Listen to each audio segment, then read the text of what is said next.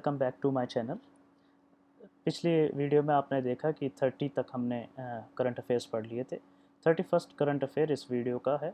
विश्वनाथ प्रसाद तिवारी, जिन्हें Gangadhar national award दिया गया, ये अवार्ड उड़ीसा की संबलपुर यूनिवर्सिटी ने उन्हें दिया।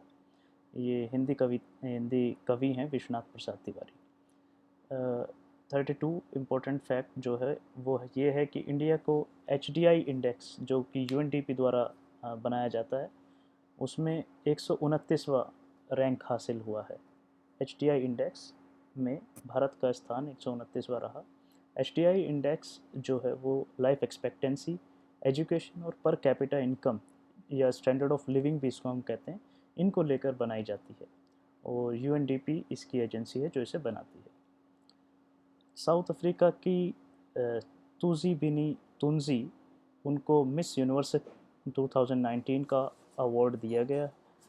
एटलांटा US में ये सेरेमनी हुई, वहाँ पर लोकसभा ने CAA सिटीजनशिप अमेंडमेंट एक्ट पास किया और जिसके तहत अफ़गानिस्तान, पाकिस्तान और बांग्लादेश से जो प्रोसिक्यूटेड माइनॉरिटीज़ हैं उनको भारत में नागरिकता दी जाएगी।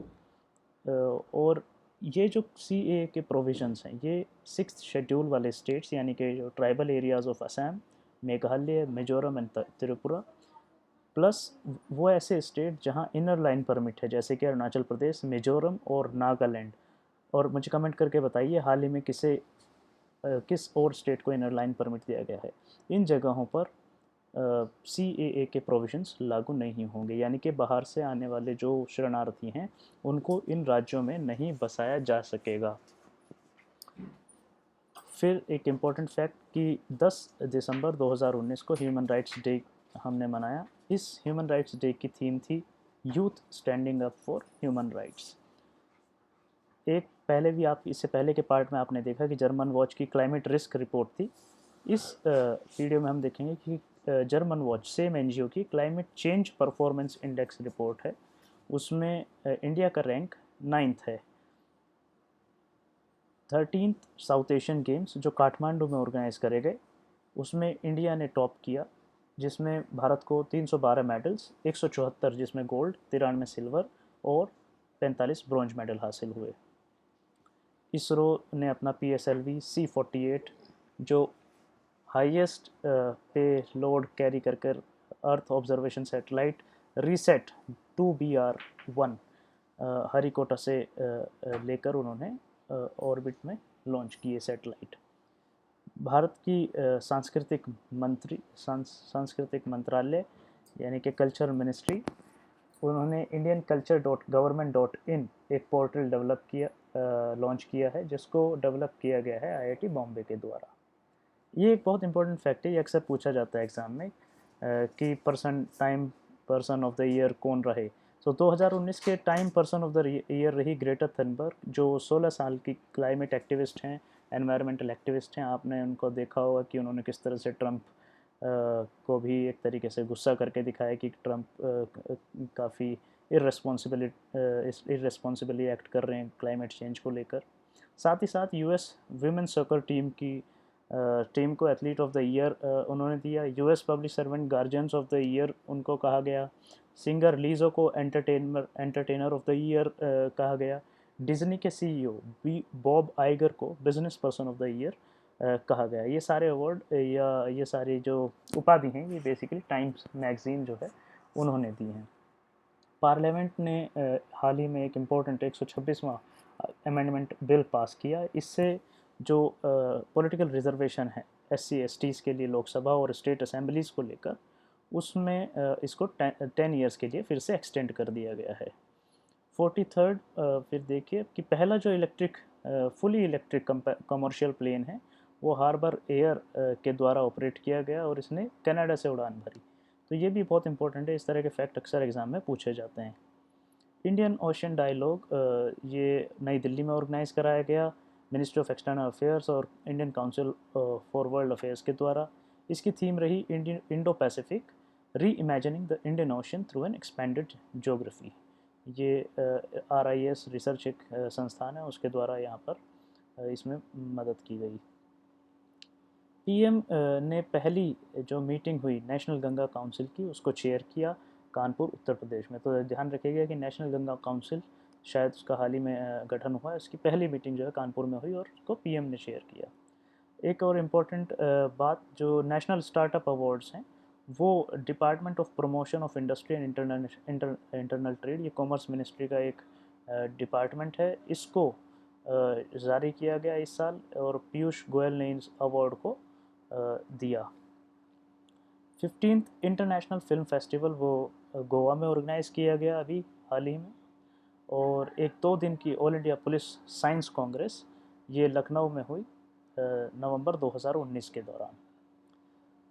इसी तरह से इसी उसमें हम देखेंगे राहुल अधिकारी जो हैं उनको 2019 का Karmaveer Chakra award REX Karmaveer global fellowship की ओर से रेक्स कॉन्क्लेव नोएडा में जो हुई वहाँ पर दिया गया।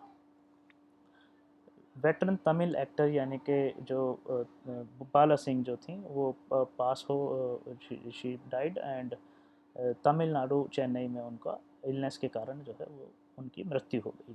तो इस तरह के सवाल भी अक्सर पूछे जाते हैं कि बाला सिंह जो है उनका किस पेशे से ताल्लुक़ रहा, तो आप जानेंगे कि वो तमिल एक्टर थी। शूटिंग में अंगद वीर सिंह बाजवा ने अनऑफिशियली जो है वर्ल्ड रिकॉर्ड हिट किया है मेंस स्किट फाइनल में। ये 63वें नेशनल शूटिंग चैम्पियनशिप में जो नई दिल्ली में ऑर्गेनाइज़ किए गए थे नवंबर में। तो याद रखिएगा this is an unofficial record breaking. एक इम्पॉर्टेंट फैक्ट जो किताब के बारे में अक्सर पूछ लिया जाता है कि भाई ये किताब किसने लिखी है, तो the legacy of militancy in Punjab long road to normalcy, ये किताब लिखी गई है इंद्रजीत सिंह जैजी और जर्नलिस्ट दोना सूरी के द्वारा।